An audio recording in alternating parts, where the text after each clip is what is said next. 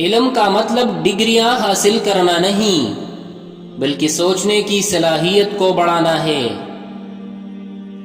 تمہیں طاقتور بننا پڑے گا، اس لیے نہیں کہ تم دوسروں کو شکست دے سکو، بلکہ اس لیے کہ کوئی تمہیں شکست نہ دے سکے۔ کامیابی تجربات سے ملتی ہے، اور تجربات ناکام تجربات سے ملتے ہیں۔ اگر تم ہارنے سے نہیں ڈرتے تو تمہیں کوئی نہیں ہرا سکتا۔ سب سے بری اور بڑی بیماری یہ سوچنا کہ لوگ کیا کہیں گے، لوگ کیا سوچیں گے۔ اپنی سوچ پر قابو پاؤ، ورنہ تمہاری سوچ تم پر قابو پا لے گی۔